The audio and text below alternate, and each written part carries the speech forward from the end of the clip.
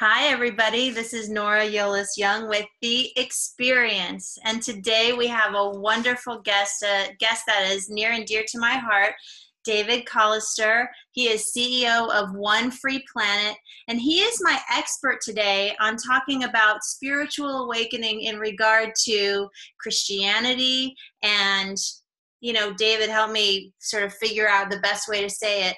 What I want to do is create an environment for people who are having existential questions about their religious point of view and maybe feeling boxed in, to have more space to explore open-heartedness, more open-mindedness. And David, I feel, is the perfect expert to talk about this because he's had so many amazing experiences around this. So welcome, David.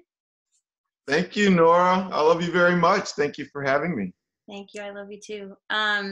So David, since my show is The Experience, I want you to feel totally free to share your phenomenal experiences in your early life. I know a lot about your story. And we're also going to talk about One Free Planet. But this topic around spirituality and where I think we as a planet are at is I think an important topic to cover. So what do you think about where we're at as a planet regarding spirituality? I think it's kind of undeniable that we're someplace in humanity that humanity has not been, at least in our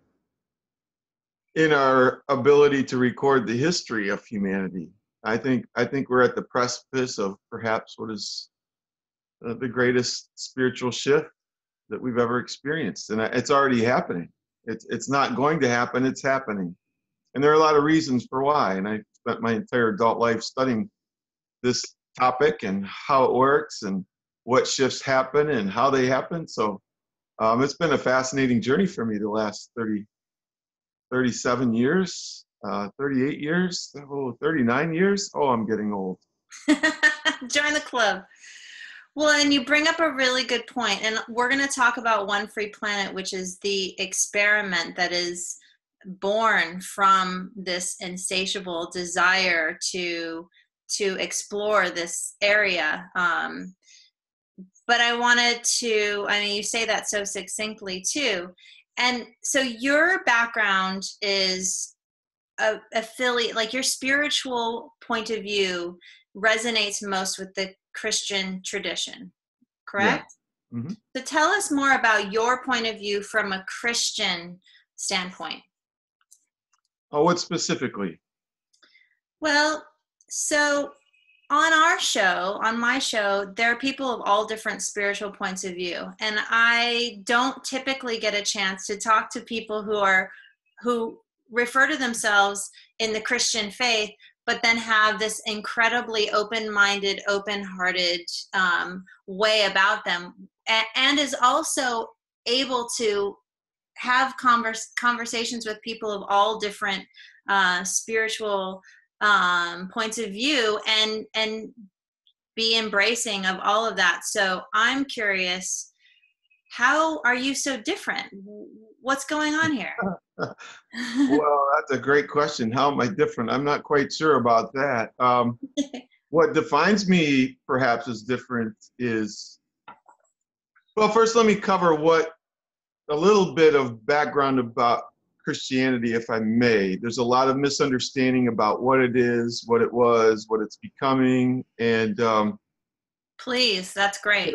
Yeah, let me cover that. So it's impossible to completely measure the size of Christianity, but it's the world's largest religion by over 1 billion people.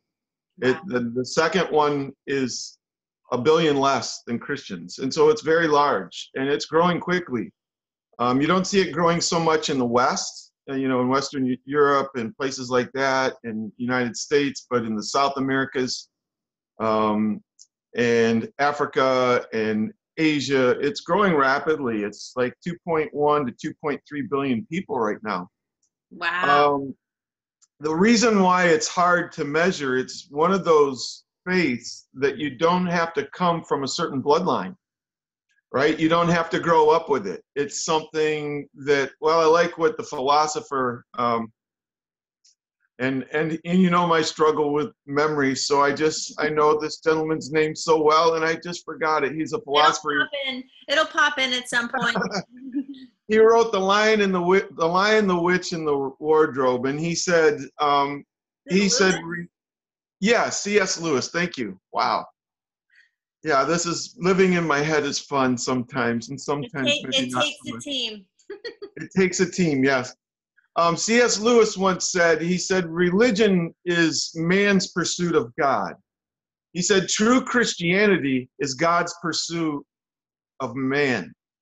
In other words, true Christianity, according to the teachings of Jesus, is not about a religion. It's about a relationship. And it's about a very personal relationship. Jesus, being a Jew and raised in the Jewish tradition, and he was even a rabbi within the true Jewish faith. He did something quite remarkable in that he basically called God Father. Now, the Holy Spirit is always referred to in the Greek and the Hebrew in the effeminate tone. So God is neither male nor female. It's just a representation for mankind because we are male and female. But to go beyond those points, Jesus basically called God Abba, Daddy. And that just kind of violated this concept of God as being this omnipotent brute with a club, all this power to destroy people who do not go along with his teachings. And there was this very violent kind of relationship that the perception of humanity at that time is that the gods were very violent. Because we have to go back. One of the mistakes that we make in culture is to judge previous cultures by our own current cultural perspectives. We live in a society where it's okay for people to eat every day without permission, right? It's okay to make money without permission. It's okay to have a husband or a wife or children without getting permission from somebody. And that's not always been the case.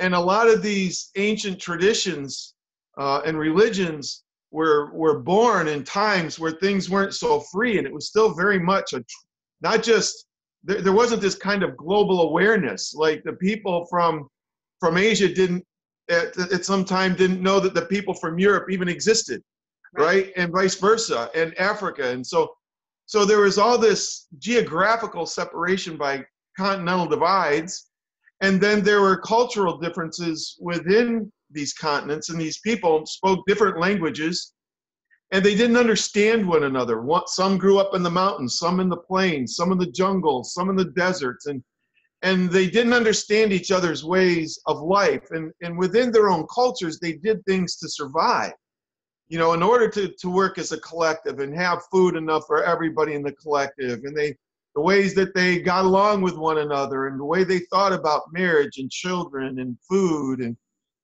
a lot of superstitions grew up in the middle of those cultures. And so consequently, it was a very niched kind of existence spiritually back in those days.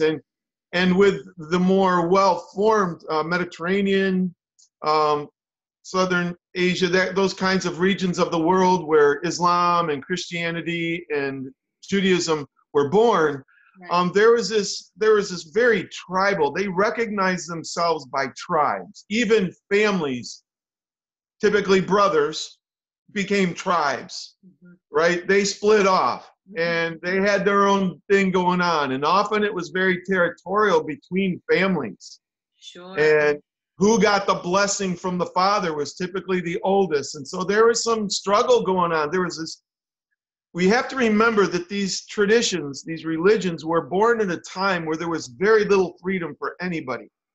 Not just women. We know that women didn't have a lot of freedom, but there was not a lot of freedom for anybody.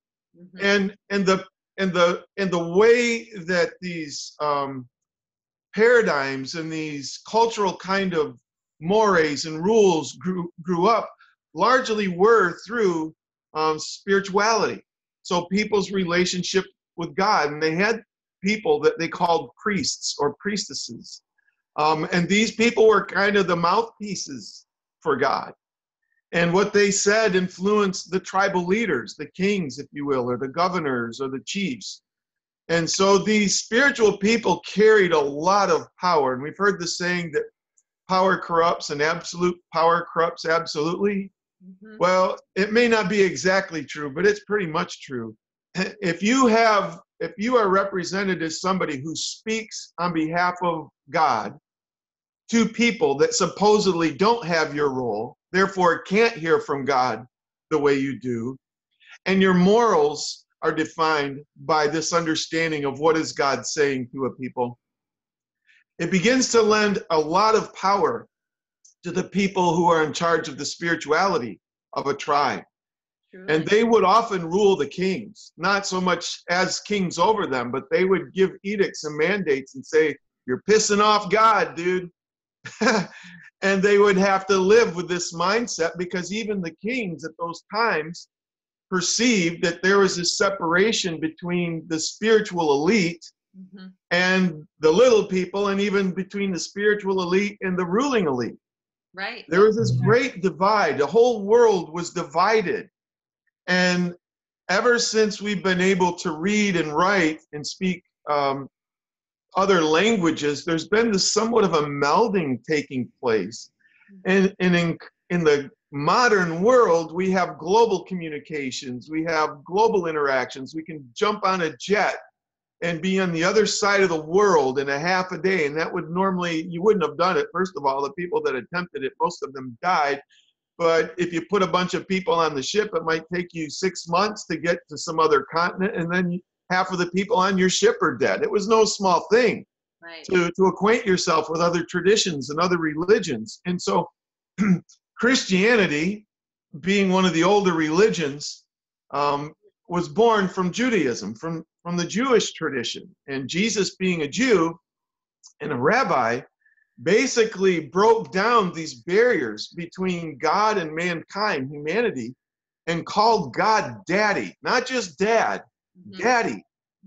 And that was a foreign concept. They wanted to have this big, powerful God that could beat the gods of their enemies, the Philistines next door, or whoever, right? They wanted a God that was badass and that could crush people and work bigger miracles. My God does bigger miracles than your God. Right. And so there was this great divide about gods, and kind of like where we have football teams and soccer teams and baseball teams, and they had their brands. They made their brands around their gods. Mm-hmm. It was kind of their thing. Like, well, I associate with Zeus, or I associate with Yahweh, or I associate with Jesus. And so Jesus began this tradition, this way of thinking that said, hey, look, you've got God misunderstood. And he came, the Bible, this is where the nuance between Judaism and Christianity takes a fork in the road. Christianity is actually a sect of Judaism. It's a form of Judaism. Now, would a lot of people agree to that, or is that what everybody knows in Christianity? Well, again, we're getting into nuances here. Mm-hmm. I didn't know that. Yeah, most of the evangelical Christians, or let's call them Protestant Christians. Mm-hmm. Okay, let me just fast forward a little bit and then come back to that, because it's a great question. Okay, so Jesus was a Jew. He was from his lineage. All Jews traced their lineage back to Adam. It was like you couldn't pass the high school exam, in essence, unless you could quote your lineage all the way back to what they perceived the beginning of humanity. Right. And so Jesus was identified as what's called a son of David, King David. Mm-hmm. And there's all these prophecies about this Messiah would come out of David's lineage. And even back before that, it was through Judah, which was one of the grandsons of Abraham. And so there's this whole lineage thing going on. So Jesus was from the tribe of Judah and of one of the sons or descendants of King David, based upon a promise that God made to David. about the Messiah, the one that would kind of restore all humanity, would come out of David's lineage. And so, anyway, Jesus was a Jew, and at the age of 12, he was teaching rabbis. Wow. And he was a prodigy. Now, what the Bible says about Jesus that's different than any other Jew within the Jewish tradition was that Jesus didn't say he was a prophet. He didn't say he was a teacher. He said he was God, Yahweh, Jehovah, become human.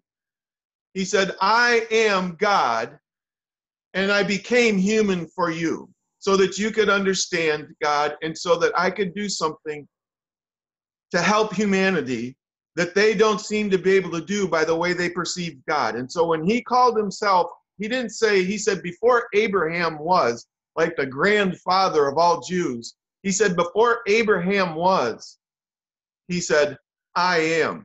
In other words, Abraham was talking to me. I didn't just get born here. Mm-hmm. I am God. I became a human being to help correct some understanding about what God is. And so Jesus was a Jew, and the Jews kind of kicked him out of their. You can't wear our brand, dude. Yeah.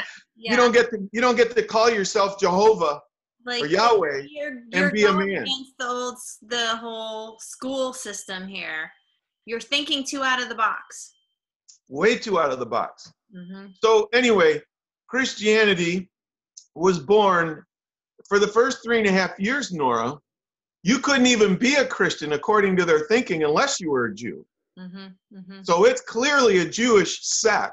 Mm-hmm. It's just Jews didn't want to hold on to it, and a lot of the Christians didn't want to hold on to their Jewish roots. They wanted to be separate. They wanted, the difference between Nike and Puma or whatever, Adidas, I guess. They wanted their brands to be separate. And there were some ideological and theological reasons for this. I'm not making light of the distinctions, but so I have a great story that I could share with you if you're ready, but I want to pause. I'm learning to pause. You know me, I just keep going. And so I'm going to pause and kick it back to you. I think this little history lesson is really important, and I want you to share your stories. And I think the point that I want to keep in play here is the fact that whatever we talk about here, like whoever the audience, whoever is watching this, I just want you all to know that this is coming from a place of the deepest respect. And sometimes language differences and interpretations may not land properly. So I definitely, and I'm going to say that I am guilty of this, and I want to just please encourage everybody to be soft around this issue as we traverse unfamiliar territory. I want this show to be an environment where we can contemplate some difficult things in current society, and especially in spirituality, and have it be a safe place, and so people can learn about the different interpretations and ways that they resonate. So a lot of people have a lot of intensity around their religious faiths and fervor. I mean, we know about the Crusades, we know about our own beliefs, and we know about family members or friends that have a very strong particular interpretation that it has to be a certain way. And so this is just meant to say it is important, and we're going to be talking in a light way about it. Yeah, thank you for that distinction. You know me well, and I'm talking with a dear friend, so I'm a kind of light. It's not a light subject, right? Well, I want it to be light, though. I mean, that's part of the deal too. Like, we're trying to soften it, and I encourage you to do that. And I just want to put it out there because there's going to be more talk about this that I want to bring to the table, and I want you to come on, and I want more people that because this is an area that fascinates me, and I think it's very important because, as a person with anthropology background, I do feel a cultural shift taking place, not only a spiritual awakening, but a cultural shift in religious points of view. And I value the Christian point of view, and it's sometimes just hard to get a conversation going that's open, and that's why you're so incredibly valuable to this time of awakening on the planet. So I'm just so stoked. That feels good to hear you say that. I respect you so much. Well, let me just say, first of all, Christianity, if there's a religion that's made mistakes, Christianity has made more than probably most. One, because they're the largest, and anytime you put people in a group, you got things going on that shouldn't be there or are not resourceful at least. And so being the largest religion, it's made the largest amount of mistakes. And there's just been so much misunderstanding about Christianity. Within Christianity, step out of Christianity, it looks like a big monster to a lot of people. And I get that. I wasn't raised a Christian. I was raised by people who called themselves Christians. I didn't go to church except when I visited my very church-going grandparents. I would go to Bible school every summer or whatever they call it, Sunday, I don't know, Bible week, I forget what it's called, Vacation Bible School. Yeah. I did that. I like that because there were some cute girls in there. When I was in grade school, there was a cute girl that I got to see every summer, and I thought she was awesome. And I like some of the stories. I was fascinated by spirit and religion. I didn't start out that way. I was probably more. I think I was born awakened, and I don't say that that's a good thing. It's certainly not something I earned. I just was born seeing things and understanding spirit and having encounters with all kinds of angelic creatures and not so angelic creatures and just bizarre events. And that's something that my audience does understand very much. So feel free to share that. Yeah, I like to tell one story.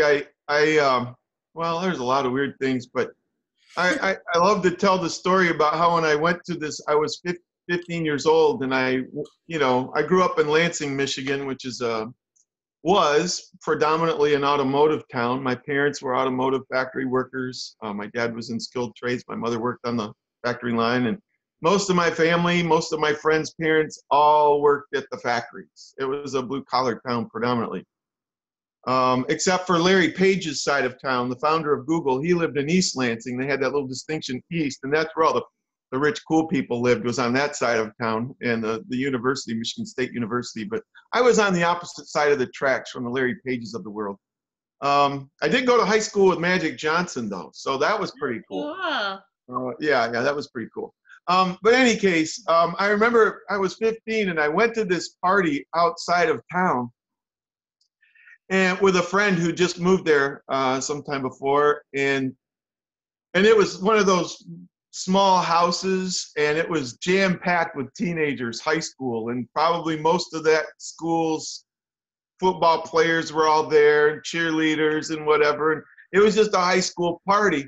And this one girl showed an interest in me, and I was pretty shy around girls, and so I thought, well, this is pretty cool, and she's really cute. So we were kind of talking about getting to know each other, and she asked me my name. I said David, and she told me her name, and then she said, "What's your last name, David?" And I said, "Colister." She said, "Excuse me?"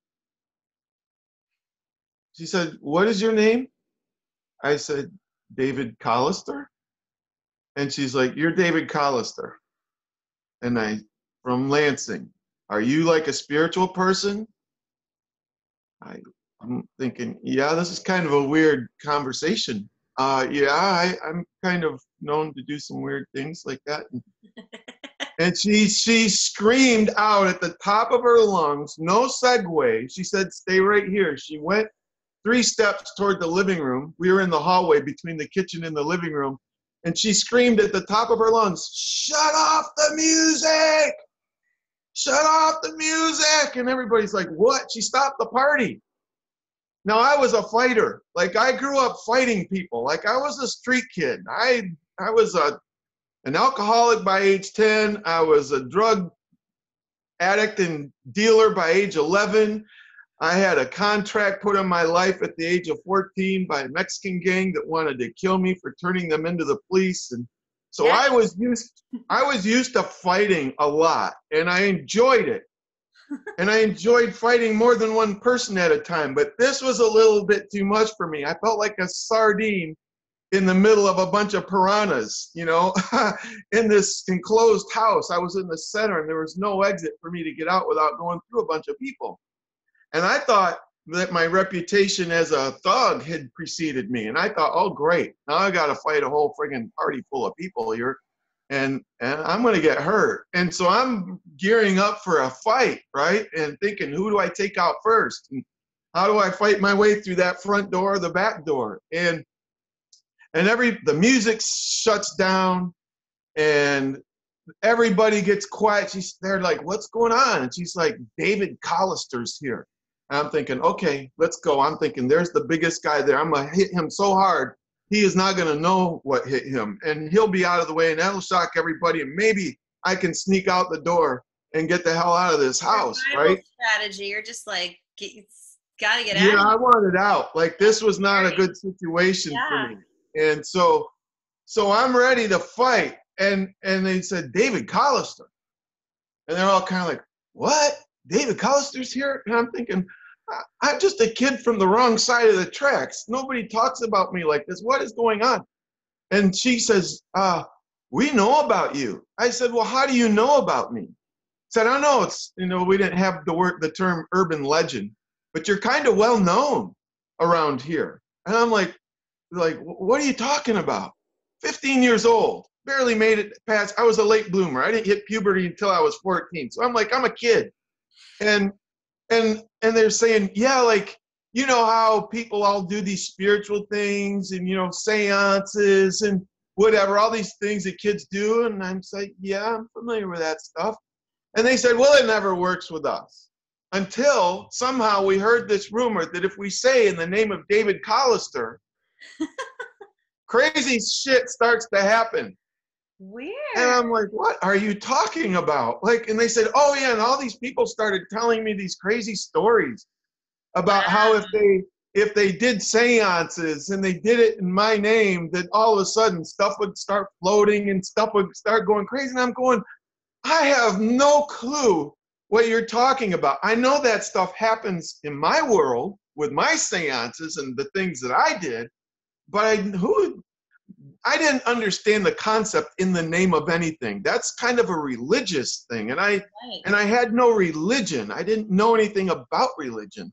Right. But that kind of reputation was not uncommon now my kids in my school just knew me as David, Right. but outside there was this kind of weird vibe going on around me because I did have these prophetic abilities. I would tell people their future.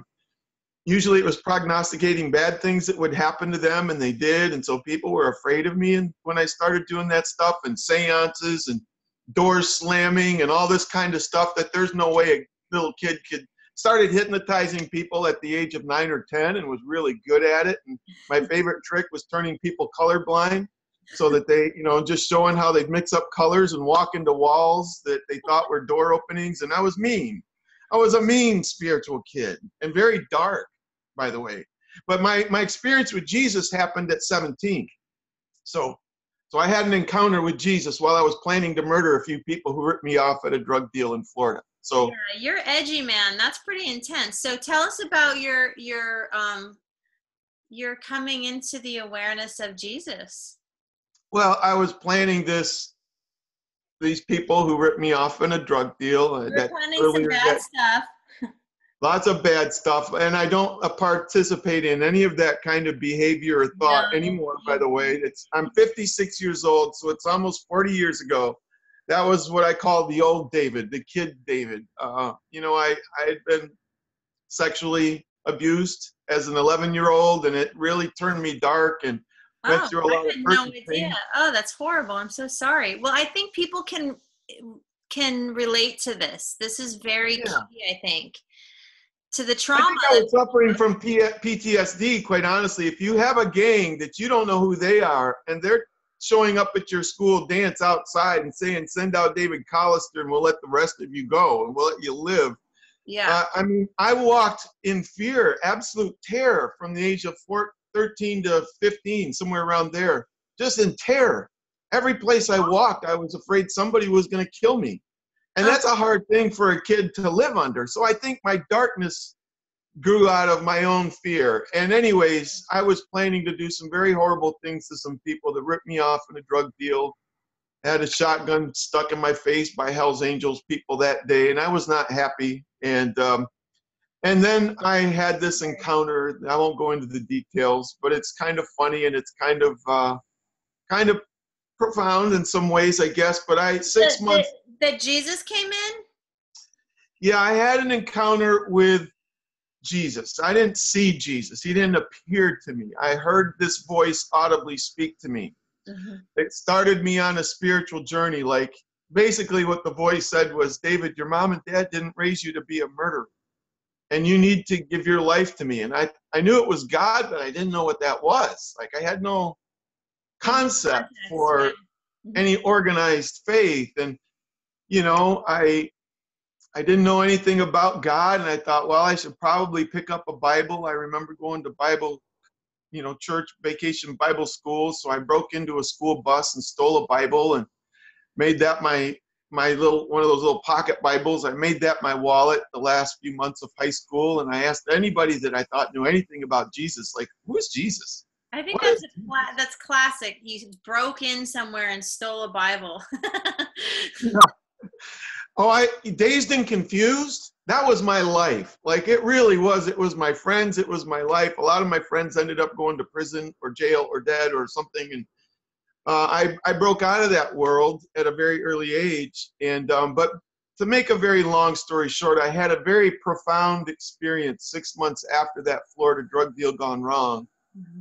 That totally transformed me. I went from being a drug addict, alcoholic, and long-term, since age 10, 11 years old. That's a long time. That was most of my life at that time, in which I had this encounter. And I don't want to, it's a lot of detail, but I won't get into it now. Right. But it transformed me. I went from being a drug addict one day, alcoholic, and I drank a lot, not a little. Like, I started at 13, 14 years old at a party.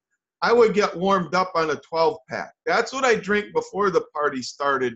And then I was the unofficial beer and whiskey guzzling champion of my world. Like, I would race people drinking half bottles of whiskey. Like, I was a heavy drinker at a very young age. And maybe that's where some of the memory challenges come from.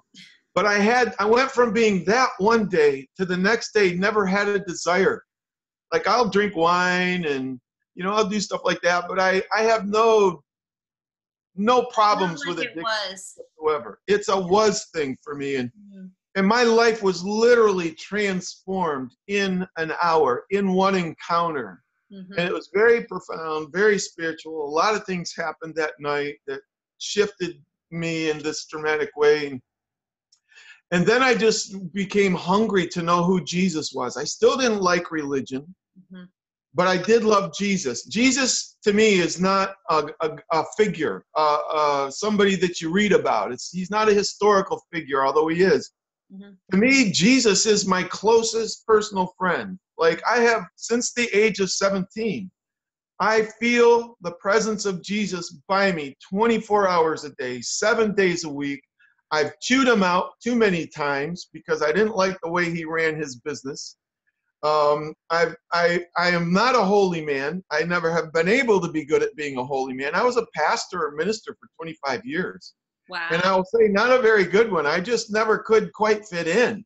Mm. And they called my church the misfit church because I just love the people that everybody else rejected. And so a lot of street kids and a lot of people that came out of my situation, those are my friends, and that was my congregation. And I didn't think I was helping them. I felt like they were helping me, right? Like, they're just friends, people. Yeah, that's amazing. So I had this relationship with Jesus that's deeply personal. I know Jesus, and that may sound crazy, but with Jesus, that's familiar for a lot of people that I talk to that are that have a relationship with Jesus. I mean, yeah. And I think this nuance is important to talk about because I don't consider myself Christian, but I feel like as a healer, I've connected with Jesus or Christ energy very, very frequently in my healings and felt very clear of the frequency of Jesus coming through. Yeah. And I recognize that energy and love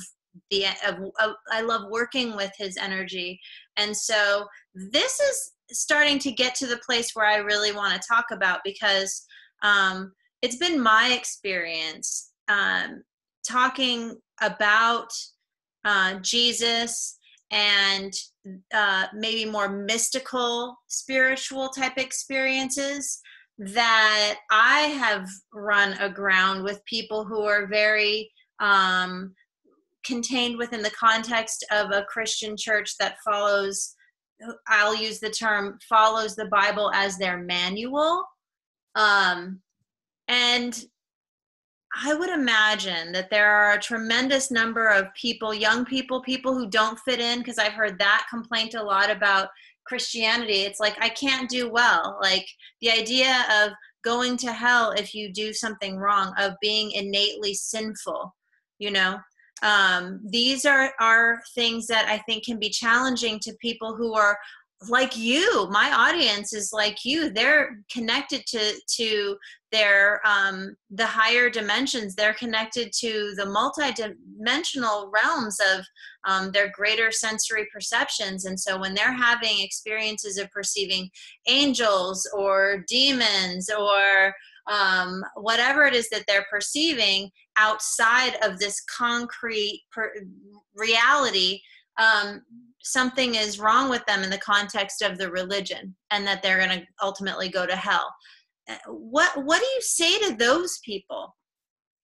Well, this is where religions can go wrong. And I don't mean to disrespect religions. I got to be honest, nor I'm not a big fan of religion based upon what my definition of it, which is not the definition for everyone.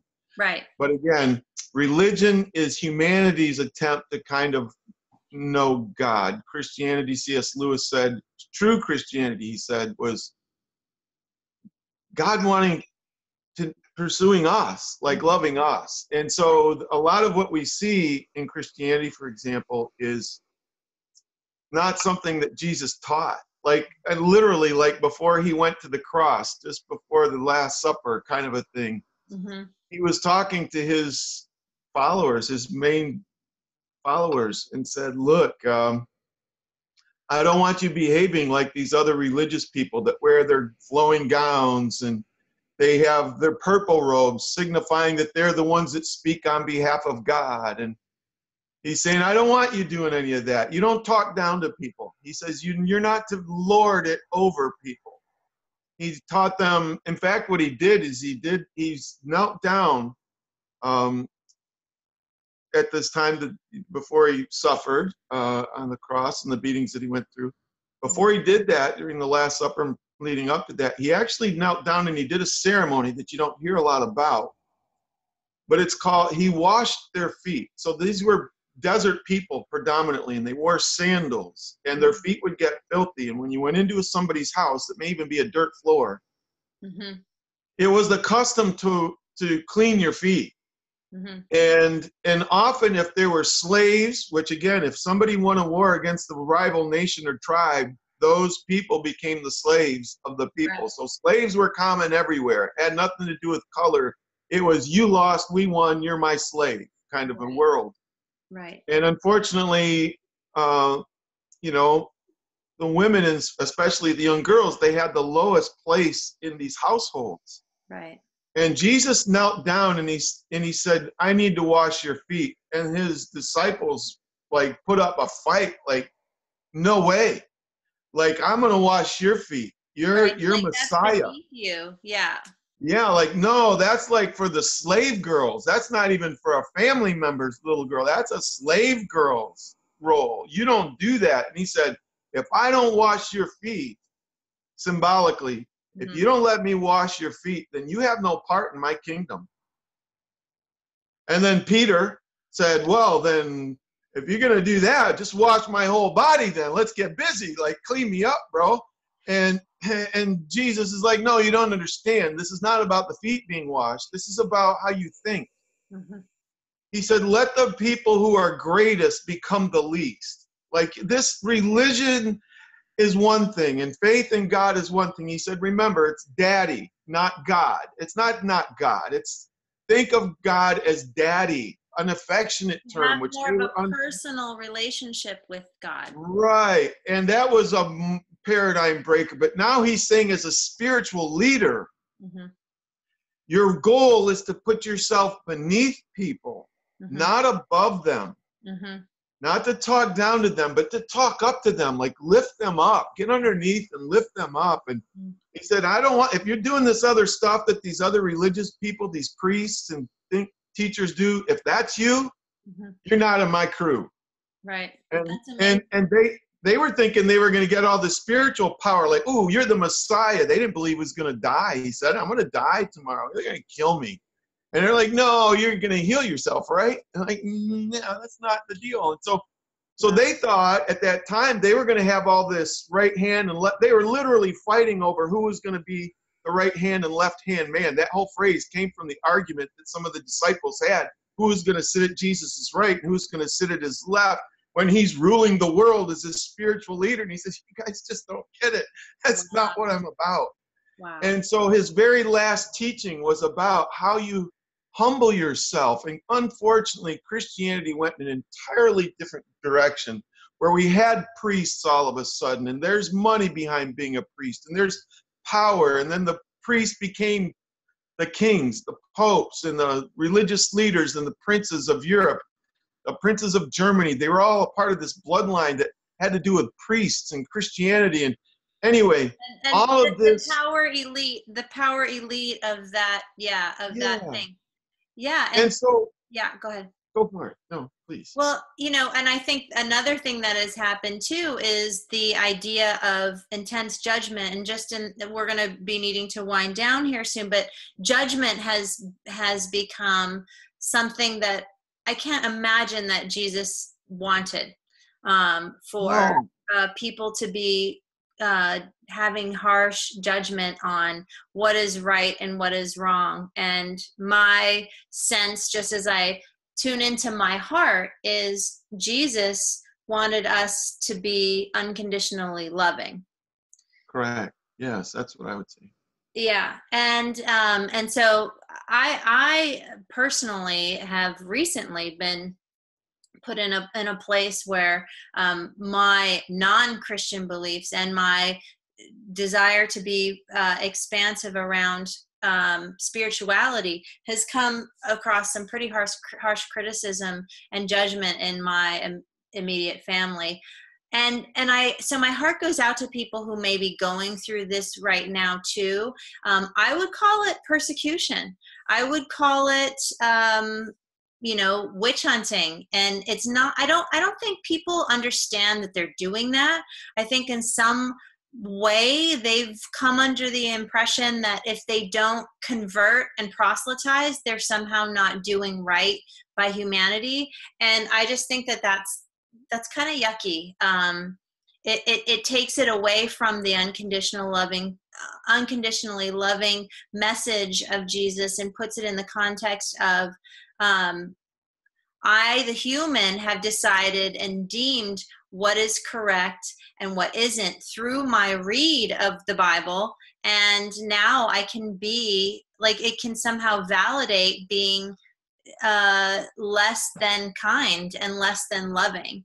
And just because we're short on time, what I want to do is sort of bring that into how I know you, David, to be one of the most open-hearted, unconditionally loving people around. And you are a CEO of One Free Planet, and you are an executive coach and an exponential strategy and branding coach.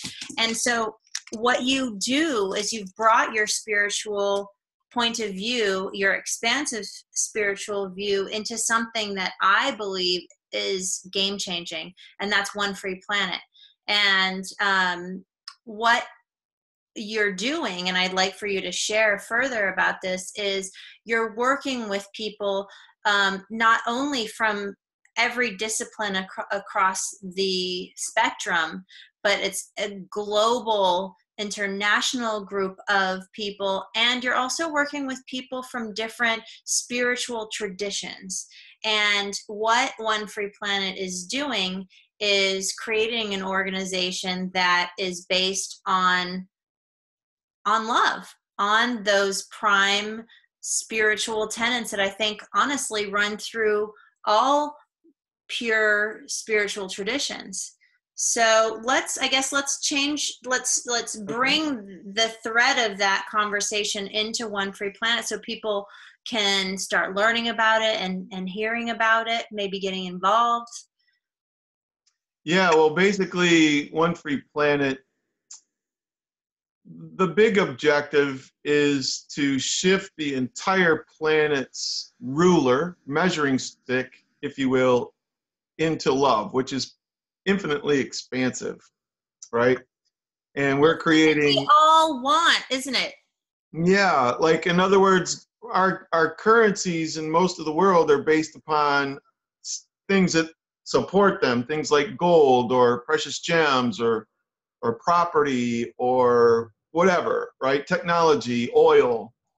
What the experiment, part of the experiment of One Free Planet is we are shifting, creating an economic system on a global level. We're creating an economic system that makes love the currency.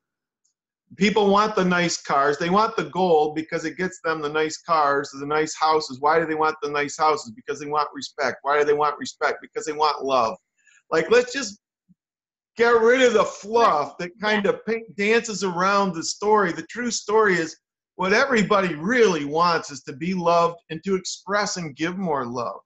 And it's gotten twisted in so many different ways. I had a friend the other day ask me about One Free Planet and what is it? And he said, don't you think that it would be great if all of the world's religious people or spiritual people and atheists and agnostics, people, you know, deists or whatever, wouldn't it be great if they could just say to themselves, or couldn't they just start with this premise that perhaps there is no such thing as God?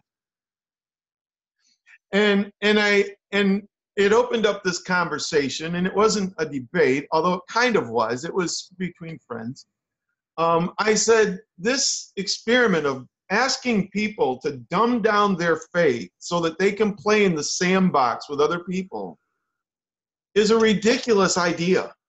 I mean, it sounds good theoretically, so long as you're atheist or a mathematician. It sounds like, yeah, that's just logical. Spock might be able to pull that off, being only half human. But the fact is, when you start with spiritual people who've had these kind of profound spiritual experiences, and or they grew up in a culture that has traditions and stories around their faith, you cannot ask them to set aside their spiritual premise in order to play in your sandbox.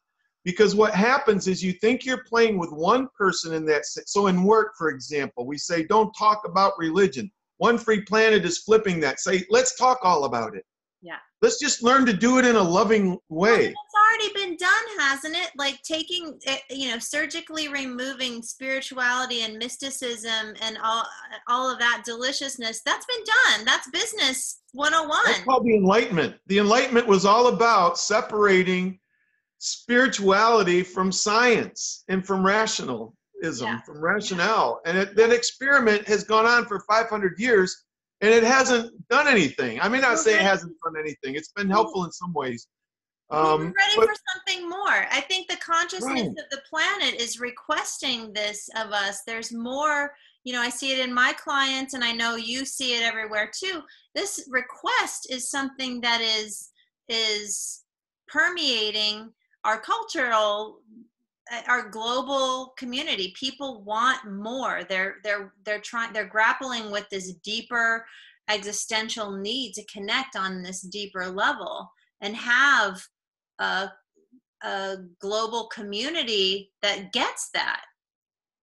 Yeah, like why not? Okay, so let's say I'm in a room. Let's say I'm working with somebody at a company. I do executive coaching with entrepreneurial efforts and help them grow. My role is to grow their organization as quickly as possible.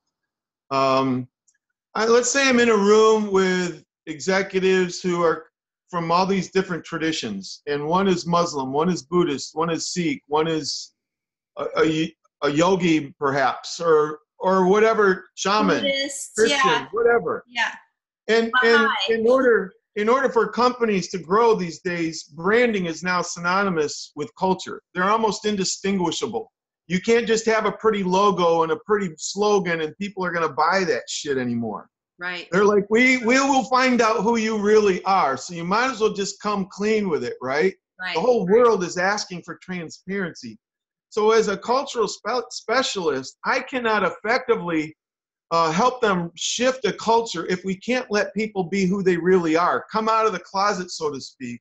We talk about that in sexual orientations, but what about religious orientations? I can't get to know you unless I know what makes you tick on the inside.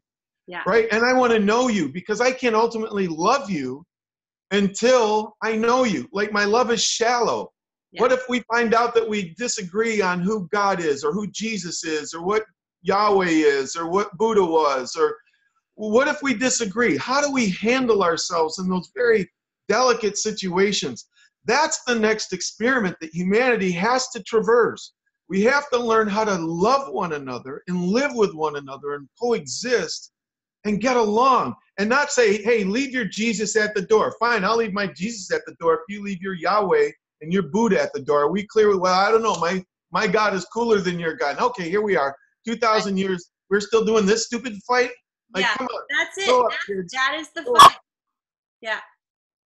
Yeah, so that's what One Free Planet is about, is not just doing this on an ideological level or on a social level, but at the core, I study lots of things. One of them is behavioral economics, and that's basically how people behave around money. And money is just a way of storing time, talent, and treasure. What you treasure and your time and your talent, storing it in a way that you can save it here and then go buy a refrigerator to put your food in to feed your kids, right? But you do it because you love your kids. Ultimately, you went to work to get so money, the problem with a lot of spiritual movements, not the problem, the challenge has been they have not involved economics sufficiently enough. And when you start, if you have this great spiritual movement, and I've been a part of starting and growing spiritual movements, I also coach spiritual leaders and how to grow their tribes. If you don't have the economics in place, ultimately people go, oh, that's cool, but I got to go make money now. And so they kind of part from their tribal coolness, the cool thing that, you're a Burning Man, long-term Burning Man person. Like that's a really, I want to go so badly. Somebody get me tickets. But that kind of vibe that's there, but then they go back to their corporate world and they may try to keep it that way to as much as possible, but because that economic system is different than Burning Man's share economy and economic system, you have to almost take off that, not just the clothing, you have to behave in a different world because the money governs how you behave in the business world. And so what One Free Planet is doing, stop. We're starting with spiritual people and say, can we learn to get along? And the answer is a resounding yes with many and maybe most of the people. It's not this closed door where they hate each other. It's just that sells on the news cycles. Oh, and it is a beautiful thing to be a part of. It is moving. It is amazing. Yeah, and if we can have the money form around love, like if we can get the currency, and we're creating currencies, cryptocurrencies, tokens, this whole economic system and the way that we help each other grow each other's spiritual courses or their yoga practices or whatever it is, your church, doesn't matter. Like we're helping one another monetize love in the form of spiritual teaching right now. That's phase one. But ultimately the goal is let's make money conform to love rather than trying to make love conform to money. Right. And if we can have our own currencies around love and what love really looks like. You can never define love completely. It's immeasurable. It's infinite. But just you can value it. You can value it. I mean, I see it in cultural points of view where, my husband and I are really goofy lovers of life. And so people will just say like, you're just a hippie.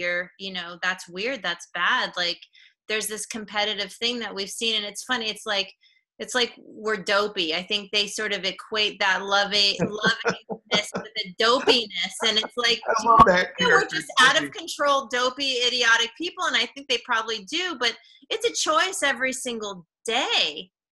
It's a choice every day, David, isn't it? It is. And you know, the idea that what breaks my heart is that some of the most loving people, the intuitives, the creatives, the social activists or social entrepreneurs tend to be the most broke demographic in any culture. I know. Unless you're one of the supreme priests or priestesses that gets paid for that gig full time. But we want to put an end to scarcity around love. We want to see love elevated.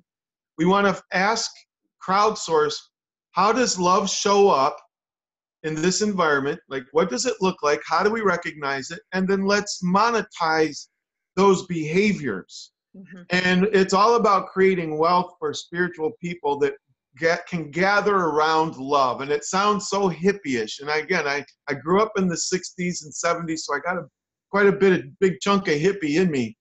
But it's the experiment is the opposite of let's dump everybody down to the least common denominator so we can get to know each other and play. And it's like, oh, so we're all a bunch of gray robots now? Right. Like right. titanium people that are untouchable and unfeeling and we can't express ourselves. How about we love each other as we truly are, show up as we truly are, find true acceptance and love, and work together so that we're not competing. Let's collaborate instead of compete.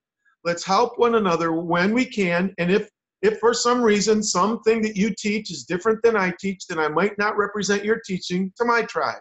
Mm-hmm. And let's say, that's cool. That's not a sign that you don't love me. It's just a sign that we have an ideological thing that we're working through. And let's just agree, I will love you and support you up to where you say this in my meeting. Right. At that point, you can say it, but I may have to get up and say, I don't represent what she just said. It's really just a matter of what your focus is. I mean, you could put it in the context of like, say you're working with someone who's a naturopath and then another person that's a mathematician. You know, like then maybe their offerings aren't the same. They can support each other in what they're offering, but they may not be needing to talk about the other's work because it's just not what's in their focus, but they can still love that they're doing the work that they're doing and helping them, uplift them so that they can give their very best representation of their loving offering that is being monetized. Unfortunately, blood sells. It sells in news, it sells in the meat counters, it sells in books, it sells in movies. Blood sells. It makes money. That is the opposite of love. Mm-hmm. Love does not monetize blood. It does not monetize separation from people. Jesus taught, be in the world but not of it. You can be a spiritual person and hang out with people that aren't. Jesus was accused of being the friend of sinners. He was accused of hanging around with drunks and partiers and prostitutes, and he was separated from the other rabbis because of this. And he's like, you don't get it. It's not about us versus them. It's we are all them. The only people he had. Can I interject something here? Can I interject something here? One of the things that comes up that I've heard that is very discordant in my mind is the idea that if you hang out with people who are different and that have tendencies like, you know, whether you're hanging out with drug addicts or prostitutes or just people who have completely different points of view, this idea that you can't control yourself. You know, that you can't control yourself, and so you have to stay prescribed to this very rigid point of view so that you as an innate sinner don't stray and you can control yourself. What do you say to that? Well, I'll for the Christians watching this, by the way, I'm sure I get a lot of my ministry friends wonder what the heck happened to Colister. I haven't always been this open-minded. I want to confess that. Like, I have learned to be, this is an intentional thing for me to open myself up. But I love what the Apostle Paul said. He said, look, all things are permissible, but not all things are expedient. And when people have, he says, when people, like, which day of the week do you worship God on?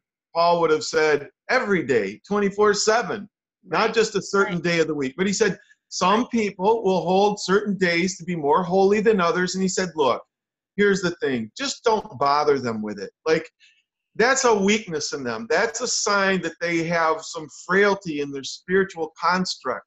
He's saying, don't judge them for that either.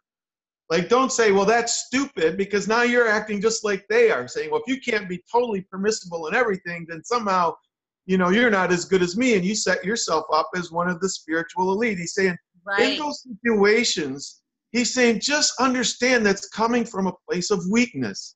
And so don't eat that meat in front of them. Don't eat meat in front of them, period, if they're vegans.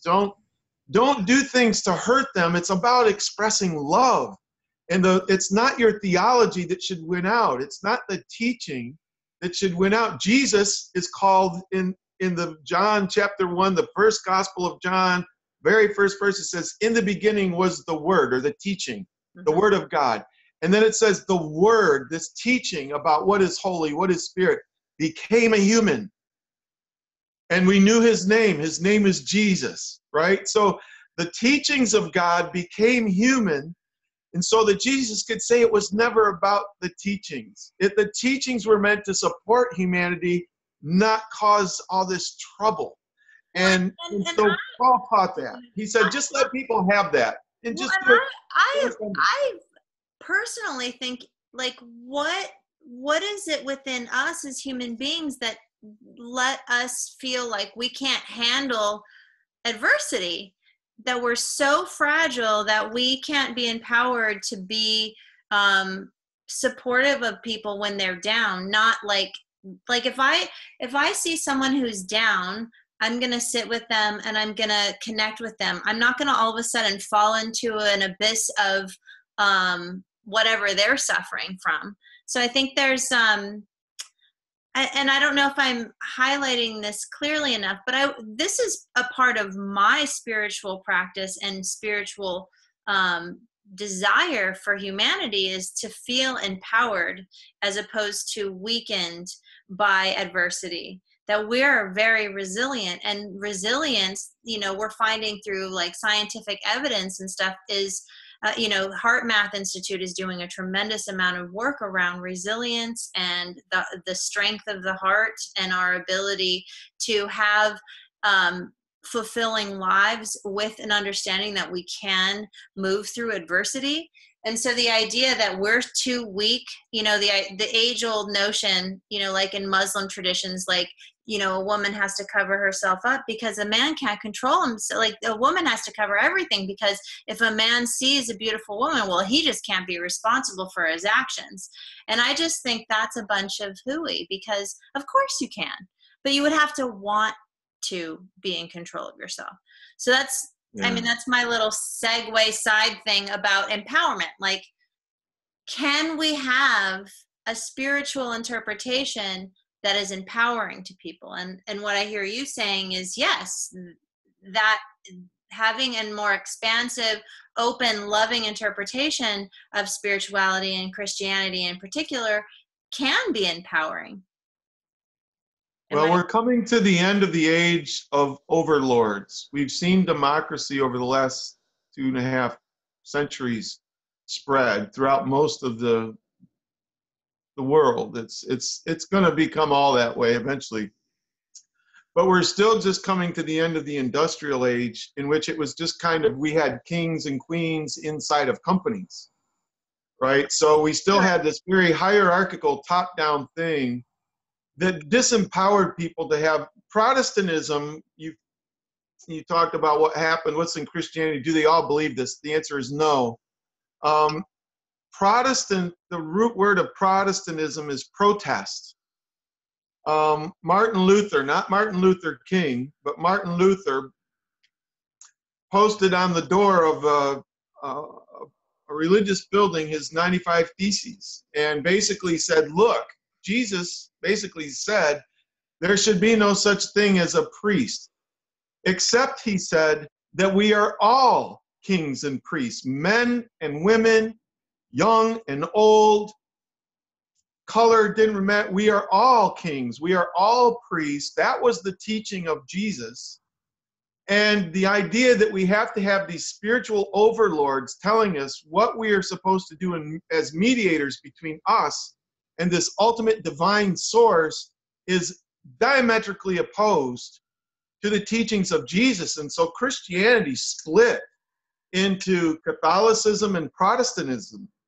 And since then, Catholicism too the priests don't have quite as much power. The popes aren't kings anymore. They have spiritual influence, but they are no longer the kings of Rome. Mm-hmm. Rome, I don't mean Rome as in Italy. I mean the whole Roman kingdom. The Right, Pope was the king of that world. Yeah. So what we're seeing is the tail end of, you understand anthropology and cultural anthropology. We're witnessing right now the tail end of this hierarchical way of existing with people. People don't want to pursue a personal relationship with God because they're so used to living institutionalized under the authority of bosses and priests and teachers, and we're at the end of that. How to do it, what to do, right? We're at the end of that. We're watching it. The whole world is moving that way. Would you agree then that the next step is helping to bolster internally our ability to make those kinds of leadership decisions for our own lives? Something that I call inner discernment. Other people use different terminology. Is that where we're headed? Well, frame the question for me again. Is inner discernment what comes next? Like, do we get to make those decisions then? If we're not counting on the kings and queens in the hierarchy to make the dictates for us to move forward from, to lead us and tell us what to do, then that choice then becomes our relationship with our own inner truth. I would say yes, with an asterisk. Okay. And this is where we learn to love one another. To say to a Christian, abandon your holy texts, your manual, or to say to a Muslim to abandon the Quran. Right. List the tradition. They've got their holy text. Uh-huh. I don't think that what they would be willing to play with is a group that says design your own God environment. They would call that idolatry. They would say that is the definition of idolatry. Create your own God, make your own icon for it, make it look like whatever you want, and that's what you worship. That's cool. I don't think that we'll get far in helping the world love one another if we make a prerequisite the concept that everybody should do away with priests. No, and I don't mean that. I know you didn't. Yeah. That's the part to be careful about, is getting instructive about how that goes on. Maybe it could be said that it becomes more of a move, an evolution in the direction of greater inner truth and discernment. Well, and I would trust, for me anyway, that means connecting more deeply with my spiritual guidance, having a deeper spiritual practice. My truth comes from a spiritual practice that is that I commit to. And so, but governing from the inside as opposed to external rules and regulations. Not to say that there should be no rules and regulations, but my belief is at a certain point, our evolution as a species, our spiritual truth will be so loving based that there will not be a need for rules and regulations, because there will be an understanding of universal law, and universal law is contained within each one of us. Yes, well, King David, according to the Jewish tradition from which Christianity is born, said, the laws of God are written on my heart. I totally agree with that. Totally. Yeah, it's like, it's not just memorizing. It's like Jesus said, look, you guys are really into all your commandments. He said, I'll give you 2 of them that sum up everything. And this goes back to the Jewish teachings, actually. It was, love God with all your heart, your soul, your might, and love your neighbor as yourself. He says, if you keep those 2, you got the whole thing. You're good. You're good. I love that. I love that. Well, and we're going to have to end, but this is really a fun conversation and an important conversation. So I'm going to definitely have to have you back on the show. And if you're curious about One Free Planet, everyone, check it out. David, I want you to share. I know you are in your building stages of this new amazing technology. Baby beta. We're like at the baby Beta. newborn beta stage of building this. So we're looking for people who feel like this and love like this and just want to join this experiment. Can we create a world economic system that centers around love and inclusion? So it's happening, people. I'm involved with it, and I get to see it every day, and I'm telling you, it is happening. So you don't want to miss it. So onefreeplanet.com. If you know people who have educational content that may want to offer One Free Planet, contact me, contact David. Are there any other, do you have any other things that you want to promote before we conclude? no, I just want to promote you. Nora, I love you so much. You're such a joy to collaborate with, and you are one of the pioneering spiritual teachers involved in One Free Planet, and I thank you. And it's One Free Planet is real simple. Our only mission is to help your mission come to life, right? Like if you love love and that's what you're about, then what is your idea? We want to just get economically and collaboratively around and under and support you in every way we can. So thank you, I Nora. feel supported, and I thank you. And I'm just so happy that you're on my show. So I appreciate you coming on. And everybody, please do share and subscribe and press that little beautiful bell. And also, please, if you have any questions for me regarding this show or any other show or my work doing hypnosis and hypnotherapy, just holler and I'm happy to respond. And if you have ideas for other shows, I'd love to hear them. All right, until next time, thank you, everyone. Love you lots. Love you, David. Thank you so much. Love you. Thank you.